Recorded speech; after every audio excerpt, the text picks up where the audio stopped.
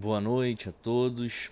Estamos aqui mais uma vez para podermos conversar um pouco sobre a palavra de Deus, refletirmos juntos, aprendermos um pouco juntos sobre tudo aquilo que Deus tem separado para os nossos corações, para as nossas vidas, que a gente possa nessa noite ouvir direto da boca de Deus aquilo que Ele quer que a gente assimile, que a gente viva enquanto filhos, enquanto discípulos dele.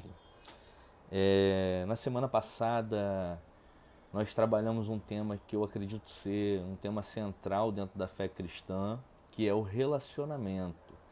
Nós percebemos a importância de nos relacionarmos uns com os outros. O Evangelho ele é pautado nessa expressão uns aos outros. A gente consegue perceber essa expressão várias vezes, repetidas vezes no Evangelho. E hoje eu quero trabalhar com vocês algo que é extremamente importante nessa vida em comunidade. Algo que muitas das vezes nós, como batistas, deixamos um pouco de lado, negligenciamos de certa maneira, mas que nós precisamos resgatar isso, que é o nosso olhar sobre milagres. Eu estava, há umas 2 semanas atrás, lendo a Bíblia com a Júlia, no livro de Atos, e nós estávamos lendo ali a cura de Pedro e João a um homem que estava sentado à porta do templo. E ali a Júlia ela me fez uma indagação que eu já havia me feito outras vezes, que era sobre o porquê nós não presenciamos mais milagres como as pessoas presenciavam no texto bíblico. Eu já ouvi muitas pessoas falarem sobre isso, eu já ouvi alguns teólogos, alguns pastores darem uma resposta para isso, que basicamente se resume a estarmos vivendo em um tempo diferente, que naquele tempo era necessário que existissem muitos milagres para que as pessoas pudessem crer, e que hoje as coisas já não funcionam mais desta forma. Eu confesso que isso para mim nunca me gerou conforto. Essa resposta nunca de fato supriu essa pergunta que sempre foi muito forte no meu coração. E há uma semana atrás eu estava lendo um artigo do C.S. Lewis chamado Milagres, no livro dele, que foi organizado pelo Walter Halter, que se intitula Deus no Banco dos Réus, um livro que tem ali diversos artigos do C.S. Lewis. Entre eles, esse artigo é Milagres. Eu confesso que esse artigo mexeu muito comigo, porque ele, de certa maneira, respondeu um pouco essa pergunta e fez resgatar no meu coração, e eu quero provocar também você a isso, entender a importância do milagre na vida cristã, entender que o milagre é para hoje sim, e entender que nós somos agentes desse milagre. E aí, junto à leitura do livro, eu me deparei também com a leitura desse texto. Eu não vou ler o texto todo, porque nós perderíamos muito tempo, mas eu vou aqui destacar alguns versos para que a gente possa pensar sobre milagre, tá? Façam vocês a leitura completa do texto para que a gente possa realmente ter uma noção geral do que está sendo falado. Mas eu vou estar aqui resumindo para vocês. O texto que eu me refiro é o capítulo 4 e o capítulo 5 do Evangelho de João. Não ele todo, mas só para contextualizar, do verso 27 do capítulo 4 até o verso 19 do capítulo 5.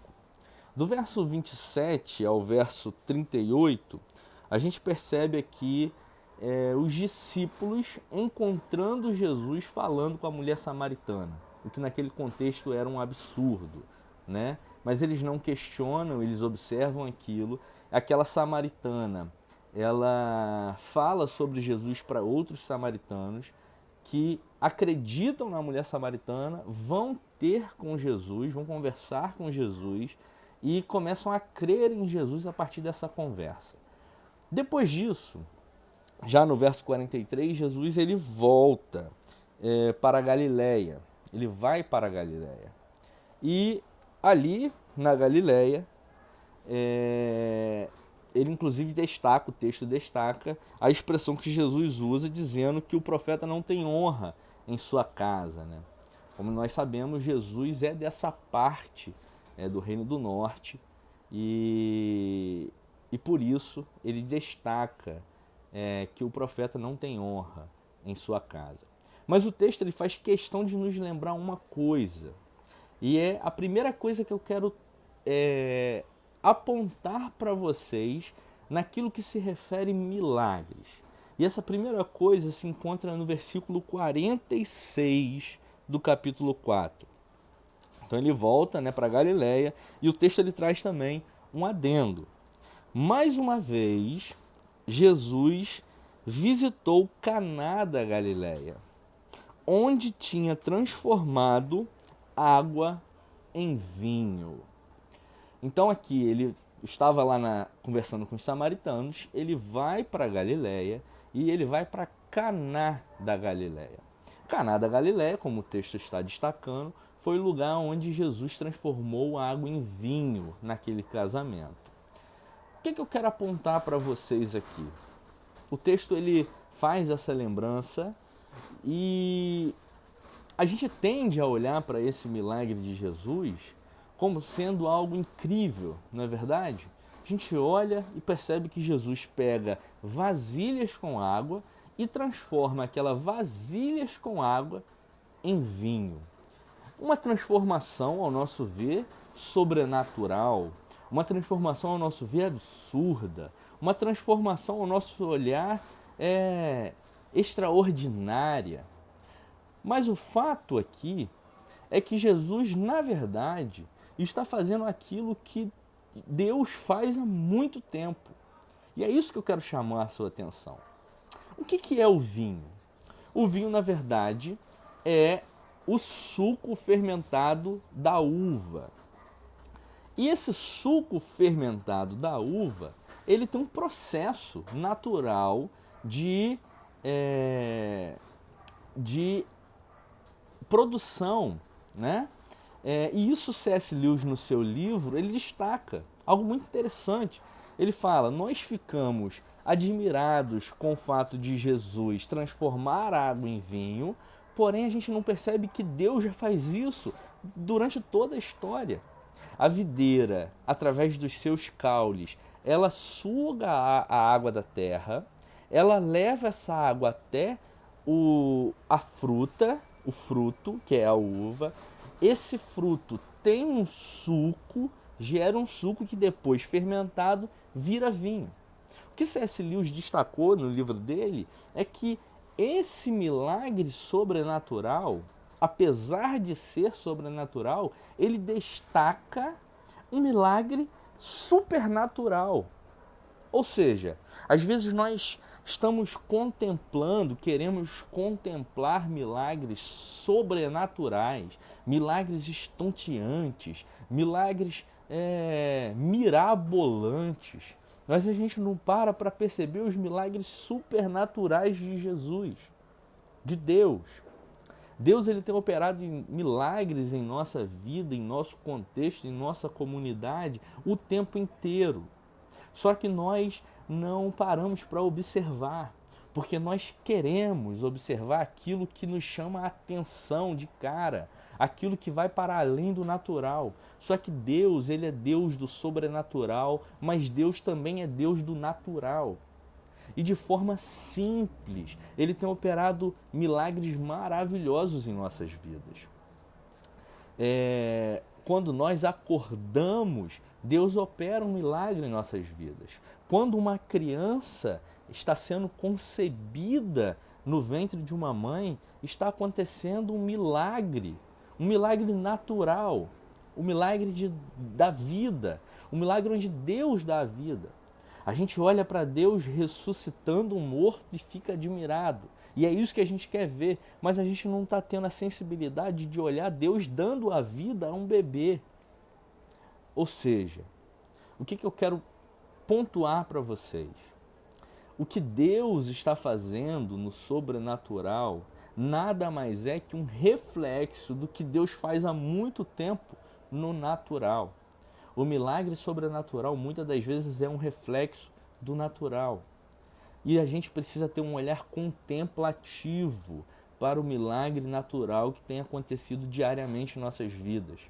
A gente tem que parar de ansiar apenas pelo sobrenatural, porque Deus ele se revela também naquilo que é simples, naquilo que é cotidiano, naquilo que está à nossa volta o tempo inteiro e a gente não tem a sensibilidade de observar. Se a gente quer, querido, olhar para o sobrenatural, e isso é legítimo, a gente primeiro tem que ter a sensibilidade de olhar para aquilo que é natural. C.S. Lewis ele tem uma frase nesse livro que é muito interessante. Ele fala assim: nada é maravilhoso exceto anormal, mas nada é anormal exceto o que compreendemos anormal. Ou seja, o anormal é surpreendente, é maravilhoso. Porém, a gente nunca vai compreender o anormal se a gente não compreender o normal. Porque o anormal nada mais é que uma ênfase do que é normal em Deus. Ele tem outra frase que eu acho incrível explicando isso. Ele diz que os milagres de Jesus no texto bíblico são uma narração em letras miúdas da mesma história que está escrita por todo mundo em letras grandes demais para que nós pudéssemos ler. Aquilo ali, na verdade, segundo C.S. Lewis, e isso é óbvio hoje, o milagre, na verdade, é uma partezinha daquilo que Deus já faz de forma grandiosa espalhado pelo mundo. Como o vinho. Deus faz esse processo milagroso acontecer naturalmente em todo o mundo e a gente não consegue observar. E aí a gente fica dando atenção apenas àquilo que se mostra pequeno ali no sobrenatural. Mas Deus tem agido, Deus tem trabalhado, Deus tem operado milagres diariamente, cotidianamente em nossas vidas. Como ele diz também, os sinais não nos afastam da realidade. Ele nos leva de volta para ela. Nos conduzem do nosso mundo dos sonhos, do se então, para a impressionante realidade de tudo que é real. O que C.S. Lewis está querendo dizer com isso? O milagre não é um olhar sobre o sobrenatural, sobre aquilo que é intangível apenas. Muito pelo contrário, o milagre é um reflexo da realidade em Deus. O milagre é um reflexo daquilo que é natural em Deus. Então, primeiro, que a gente possa ter esse olhar contemplativo para os milagres cotidianos, para os milagres simples que Deus tem operado em nossas vidas todos os dias, mas que às vezes nós não temos parado para observar esses milagres. Segundo ponto que eu quero destacar com vocês. Depois que o texto destaca que ele foi para Caná da Galileia, onde ele havia ali operado o milagre, né, da transformação de água em vinho, o texto fala que um oficial do rei, cujo filho estava doente, vai até Jesus, estava doente em Cafarnaum, né? Ele vai até Jesus pedindo a Jesus que curasse o seu filho. E aí Jesus vira para aquele oficial e diz o seguinte, no verso 48. Disse-lhe Jesus: se vocês não virem sinais e maravilhas, nunca crerão. O oficial do rei então disse: Senhor, vem antes que o meu filho morra. Jesus respondeu: pode ir, o seu filho continuará vivo. Então o homem confiou na palavra de Jesus e partiu. Estando ele ainda no caminho, seus servos vieram ao seu encontro com notícias de que o menino estava vivo. Quando perguntou a que horas o seu filho tinha melhorado, eles lhe disseram: a febre o deixou ontem, à 1 hora da tarde. Então o pai constatou que aquela fora exatamente a hora em que Jesus lhe dissera: o seu filho continuará vivo. Ou seja, aqui a gente tem então um homem que vai a Jesus pedindo a Jesus um milagre, que o seu filho fosse curado, que o seu filho não morresse, né? Então a gente consegue perceber que quando esse homem vai até Jesus, Jesus ele diz uma afirmação que chama muito a minha atenção, que é o verso 48. Se vocês não virem sinais e maravilhas, nunca crerão. E aí o homem não liga para aquilo que ele está falando, parece. E aí ele fala: Senhor, vem, meu filho está morrendo. Então parece que ele não dá muita confiança para aquilo que Jesus está falando e ele está ansioso pela cura do filho. Ele fala: Senhor, para de conversa. Dá para entender mais ou menos isso. Vamos ficar discursando, não, meu filho está morrendo, eu preciso da sua ajuda. Eu preciso que você vá para que você cure o meu filho. E aí Jesus responde para ele: pode ir, o seu filho continuará vivo. No verso 50. E aí o homem, olha o que o texto destaca: o homem confiou na palavra de Jesus e partiu. O homem confiou na palavra de Jesus e partiu. O homem ele não confiou depois que viu o seu filho vivo. O texto não diz isso. O texto diz que o homem confiou no momento que Jesus disse. Isso, querido, já nos demonstra uma segunda lição acerca do milagre. Às vezes a gente fala em Jesus, às vezes a gente fala de um Deus poderoso, às vezes a gente anuncia um Deus de milagres, mas muitas das vezes nós não acreditamos nos milagres desse Deus. Nós não confiamos que Deus ele pode operar milagre, que tudo que está acontecendo está sobre a orientação dele, que tudo que está acontecendo debaixo da vontade dele. E aí a gente se desespera, a gente fica ansioso, a gente fica angustiado. Só que aquele que conhece Jesus, de fato, ele deve confiar em Jesus, mesmo que não tenha visto o milagre acontecer ainda.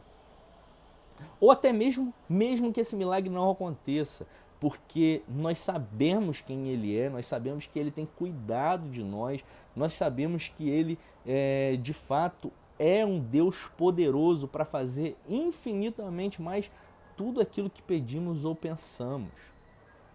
Ou seja, o que nós aprendemos com esse camarada aqui, com esse oficial, é que o crente, o cristão, ele não precisa ver para crer. Ele não precisa ter provas para constatar que Deus é um Deus de milagres. Só que, sei lá, eu acho que às vezes a gente se tornou tão religioso, tão acostumado com um Jesus religioso, um Jesus praticamente ídolo, que a gente esquece o Jesus compassivo que caminha conosco. A gente se esqueceu que Jesus, na verdade, é o resultado de uma relação conosco. O que acreditamos, né, acerca de Jesus tem que ser o resultado de uma relação com Ele. Não, Jesus não tem que ser para a gente um discurso trazido pela boca de um pastor ou um discurso trazido por uma instituição religiosa, mas Jesus tem que ser o resultado daquilo que nós nos relacionamos com Ele. Ou seja, nós não precisamos ver nada para crer nele. Nós não precisamos ver sinais e maravilhas para entendermos que ele é poderoso. E eu acho que a gente só vai conseguir presenciar o milagre de Deus em nossas vidas se a gente realmente confiar no seu poder. Nossa denominação, né, batista, a gente tem muita dificuldade com o lidar com o sobrenatural de Deus. Nós nos tornamos tão estudiosos da Bíblia, da sua palavra e da teologia, que às vezes, muitas das vezes a gente esvazia aquilo que não pode ser estudado, aquilo que não pode ser compreendido, aquilo que vai para além da nossa capacidade racional, que é o poder de Deus. Deus, ele age de maneira inexplicável, intangível muitas das vezes. A nossa razão não tem a capacidade de contemplar absolutamente quem Deus é. Então, querido, a gente tem que ter o elemento da fé. Nós temos que ter o elemento que vai para além da nossa razão. Senão a gente não vai conseguir, de fato, ser agente de milagre na vida do outro, se a gente não confiar que Deus é um Deus de milagre. Nós temos que ser como esse oficial, que tem a convicção de que Deus ele pode operar, de fato, maravilhas em nossas vidas. C.S. Lewis, nesse livro, ele cita uma história muito interessante. Ele fala que ele conheceu uma mulher e essa mulher ela afirmava ter visto um fantasma.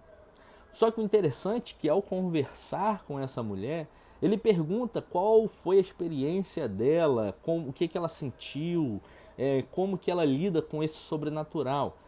E essa mulher, apesar de ter dito a ele que tinha visto um fantasma, ela na verdade negava aquela experiência.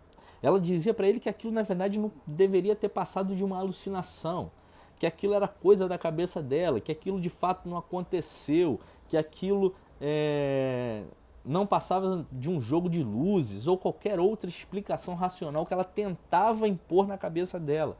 O que C.S. Lewis percebeu ali? Que na verdade nós não precisamos ver para crer.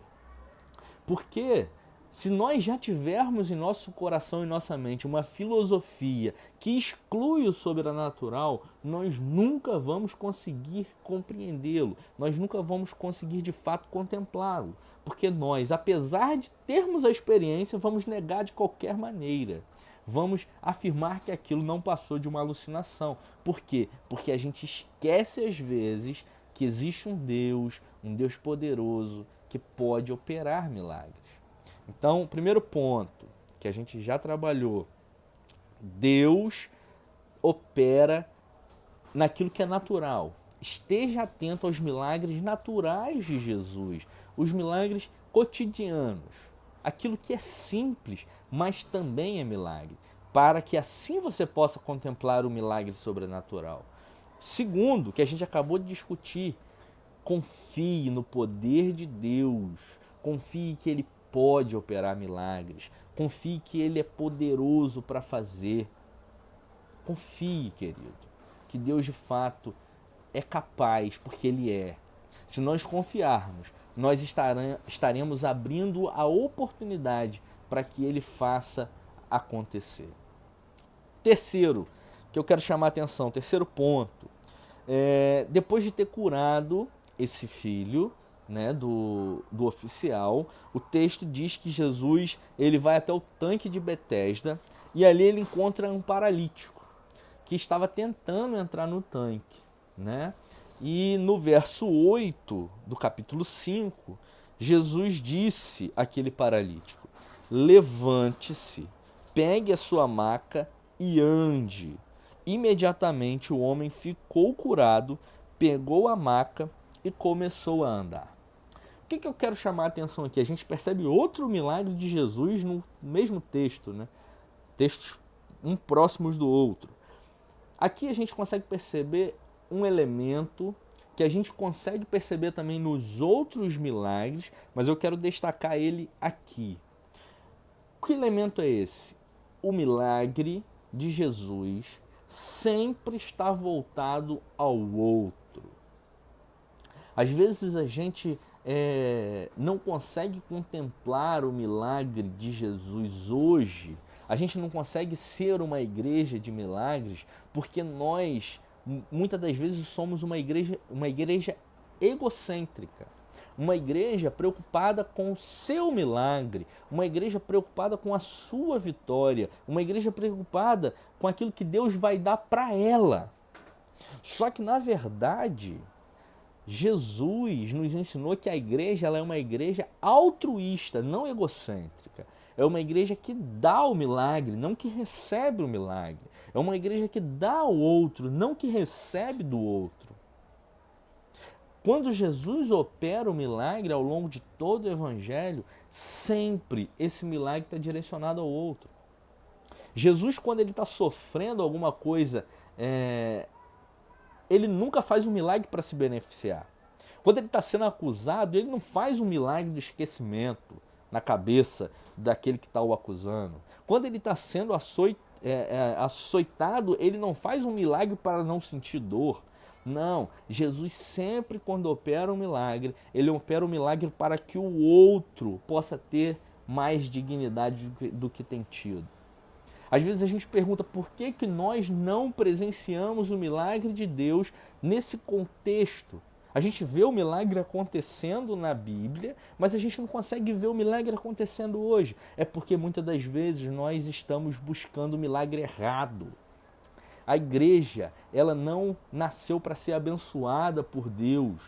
Ela nasceu para ser bênção nas mãos de Deus na vida do outro. Quando a gente escuta relatos de missionários que estão em campos difíceis, que estão arriscando a sua vida para o outro, a gente percebe que os milagres eles são mais comuns do que a gente pensa ou do que a gente tem vivido. Sabe por quê? Porque esses missionários eles estão vivendo a vida inteiramente para o outro. Aí você pode estar me perguntando, então a gente só vai ver milagre, se a gente estiver num campo missionário difícil? Não, eu estou dizendo que se aonde você estiver, se a tua intenção for o outro, Deus vai te fazer um agente de milagres. Tanto um agente de milagres naturais, quanto um agente de milagres sobrenaturais. Porque a partir do momento que aquele milagre não me beneficia, aí sim eu estou me colocando nas mãos do Senhor para ser bênção na vida de alguém. Agora, a gente tem mais querido bênçãos do que ser bênçãos, assim a gente nunca vai presenciar o milagre de Deus nas nossas vidas. Então, querido, a gente tem que entender que o milagre ele tem que ser direcionado ao outro. Deus pode fazer um milagre na sua vida? Claro que pode. Mas nós, como discípulos de Cristo, devemos nos colocar como tal para abençoar aqueles que estão à nossa volta. O texto de Tiago, capítulo 4, verso 3, diz isso, né? Pedis e não recebeis, porque pedis mal, para o gastardes em vossos deleitos. A gente fica pedindo, pede Deus isso, pede Deus aquilo, pede aquilo outro e não recebe. E não recebe, querido, porque a gente pede mal. A gente pede para nós mesmos. A gente vive a vida pautada nas nossas vontades. A gente vive a vida querendo realizar os nossos sonhos. A gente vive a vida cheio de planejamento pessoal. Essa palavra é muito comum. Só que a gente tem que entender que a vida em comunidade tem que ser um planejamento coletivo.